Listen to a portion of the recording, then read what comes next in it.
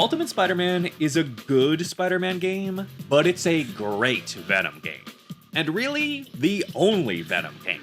Developed by Treyarch and released in 2005, Ultimate Spider-Man is a beautiful nightmare birthed from the sensual mating of 90s hardcore insanity and 2000s jank. While Venom has been playable in a handful of games over the years, some fighting games, some beat-em-ups, and overall Marvel titles, there is no game where you get to experience Venom like this. He gets his own missions and storyline, coupled with completely separate combat and traversal systems from Spider-Man.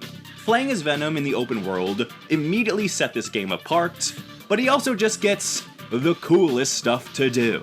So, what I want to talk about is how Venom stole the show, making Ultimate Spider-Man secretly the most satisfying Ultimate Venom experience. Eddie.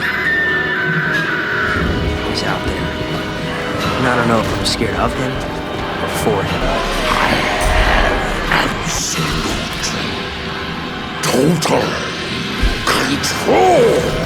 Venom Baby! What other game have you ever played like this? At the end of it, you unlock a GTA-style wanted system exclusively for Venom. The more of an asshole you are, the higher the level of authorities that come to take you out. You eat people. You eat a kid. The game makes you eat a kid. That's fucking crazy. Dude, his first fight is against Wolverine. Let's take a step back and look at the hardest part of making any superhero game. Distilling the main character down to their core elements, then building out an experience that's true to the character, but, most importantly, fun to play. Superhero games aren't like other video games where you can develop the gameplay first, then fill in the plot and character later. Developers are forced to try and capture the essence of a pre-existing character that they don't even own.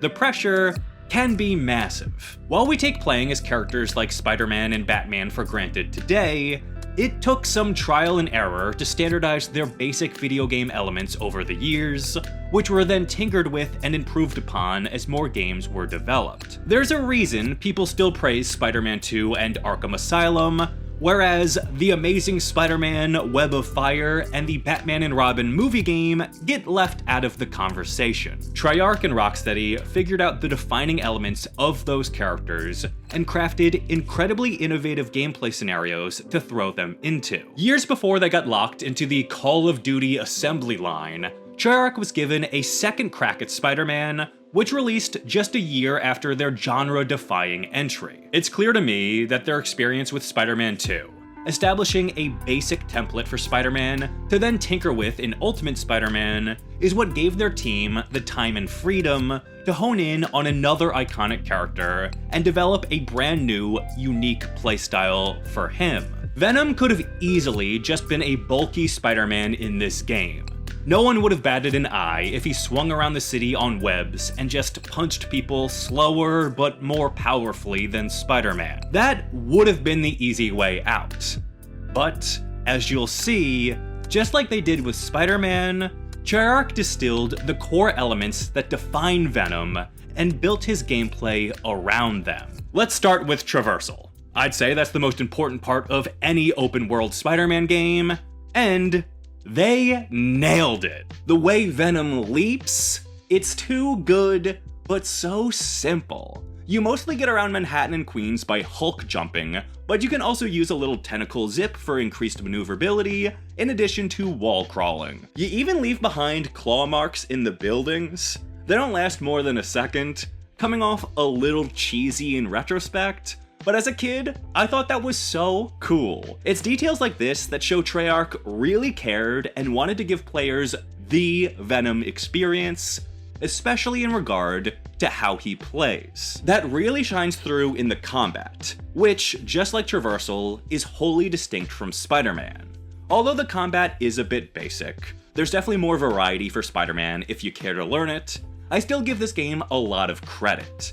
Venom feels ravenous, hulking, and brutal. He has to feed on people, not just to recover from damage he's taken, but to stay alive, since his health bar is constantly being whittled away as the suit consumes Eddie's own life force. the game doesn't shy away from how horrific Eddie's basic survival needs are, but that doesn't mean it takes them too seriously either. Hell, the game tutorializes consumption by having you eat the balloon kid from Spider-Man 2. It strikes a good balance of comedy and brutality, which is where Venom thrives. The attention to detail with Venom's desire to feed really stands out to me. When I think of Venom, I don't really think of a monster eating people, especially not consuming hordes just to survive. But this is the ultimate universe Venom, and that is central to this specific interpretation. Once again, the team proved that they really understood the source material that they were adapting, and I've gotta give them credit where it's due. His actual attacks boil down to smacking goons up close with his claws, whipping goons at a distance with his tentacles, or picking dudes up and either tossing them, slamming their faces into the pavement, or snapping their spines like twigs. Just the crunch sound effect. Ouch. The combat doesn't exceed expectations. If a game came out today and these were Venom's attacks, there would be riots on Reddit. But for the time, and considering how limited in scope this game was, it feels satisfying to play.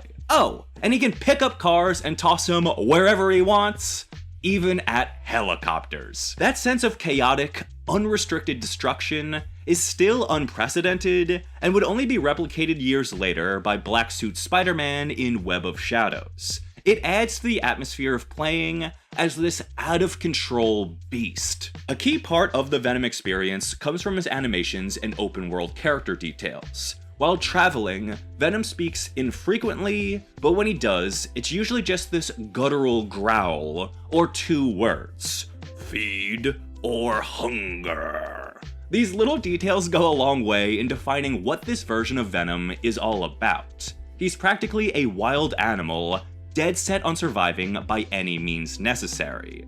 It's fitting then that everything from the way he stands, fights, and leaps comes off as animalistic. This, coupled with only being able to play as Venom at night, with the massive bright full moon featured prominently, brings to mind a werewolf. This is not the lethal protector Venom, swinging around the city with his own webbing. This is a demon stalking Manhattan at night, cursed to feed on the innocent to survive. It's perfect. Most of Venom's gameplay boils down to leaping, eating, and killing, but there is some structure to this chaos that we should talk about. There are three basic level types: boss fight, chase, or survive.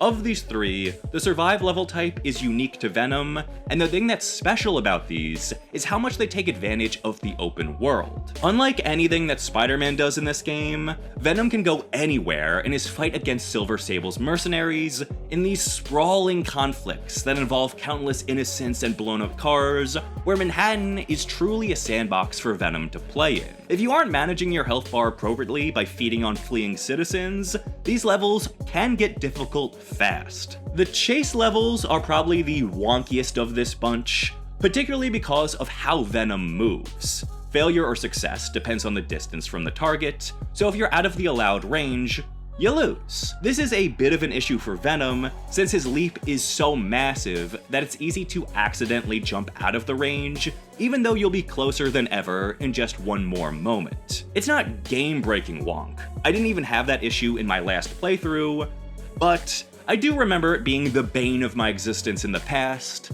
especially with Electro. Which brings me to the boss fights. I feel like I've saved the best for last, not because these are particularly innovative, but because they're just damn cool. There are 5 boss fights total, and as I alluded to earlier, you begin your time as Venom in a bar fight against Wolverine. This one is the most basic, but it's a really fun time, and the added touch of changing the setting from bar to abandoned karate dojo kept things fresh. Next up, the game peaks early with this Electro fight. Nothing tops this. After Venom chases Electro around Manhattan, things come to a halt in Times Square when Spider-Man gets into the mix. Motivated by the same assholery as Vegeta, Venom needs to defend Spider-Man so he can be the one to eventually kill him. This means the player has 2 health bars to look out for, because if you get too far from Electro, he'll just refocus on Spider-Man. That's a great way to keep the player engaged. But it's when the fight enters its second phase. When Electro goes full Dr. Manhattan minus the dong, that things get truly unique. Electro will retreat to heal himself using the various screens around the area. To keep that from happening, the player needs to actively seek out and destroy them. This and the Spidey health bar were greatly appreciated. Just a couple added layers made this fight the most unique and engaging to play. Next up, Venom fights Silver Sable, then the Beetle. These two are fine. The Sable fight feels like a repeat of Wolverine without as cool a character or setting, and the Beetle fight tries to add some more layers, but falls short. That may be a little unfair. Sable's attacks are much different from Wolverine's. She's more agile, and the open setting allows her to jump around while attacking Venom from range. However, I think her fight with a web shooterless Peter Parker later on was far more engaging. Venom is easily able to combat her range with his tentacles and speed. If he was limited in some way like Peter was, then maybe this would have been more engaging, but as is, it was pretty easy to steamroll Sable. Beetle's fight, though, is about as basic as they come. Even though his arena incorporates traps and energy shields, it just wasn't enough. Finally, Venom's climactic fight is against Carnage. When I saw this as a kid, I lost my mind. Although, this Carnage isn't Cletus Cassidy, it's Peter Parker. And I wanna like this fight more than I do. It's pretty much a hentai tentacle fest where you hit Carnage and then stand slightly away from him after he telegraphs his radius attack. Repeat. Honestly, the hardest part of this fight was opening these goddamn doors. I don't know what's wrong with me, but the L2-R2 click fest for these became impossible in this level. It was never difficult before here. I don't know if my fingers were just tired or what, but I truly sucked at opening these, and it kind of infuriated me. Since there are 4 Spider-Man vs. Venom fights in this game, all from Spider-Man's POV, I do appreciate this since it's as close as we come to fighting Spider-Man as Venom. Plus, Venom's victory awards him the glorious White Spider, so that's extra credit. Despite how simplistic these boss fights could be, I think they did a fine job utilizing Venom's abilities to their fullest, while being sure to bring him into contact with mostly interesting characters aside from Spider-Man. But why was he facing these foes? What narrative could yield such glorious results? Not to worry, eager viewer, your cries can be answered by watching my video on this game's story and its bizarre comic book adaptation. From gameplay to story to cool factor and feel, Treyarch did what no one else before or since has managed to do. Give the player the ultimate Venom game, and I think that's pretty cool. Somehow, lightning struck twice, and within a 2-year span, Treyarch established the basis for all open-world Spider-Man and Venom games going forward. Unfortunately, everyone seems solely focused on picking up where they left off with Spider-Man these days, whereas Venom is just begging for another game. I'm honestly surprised there haven't been more games where you get to play as Venom in an open world. Maybe they're holding out in the marketing for Spider-Man 2? A boy can dream. Thanks so much for watching, and take care.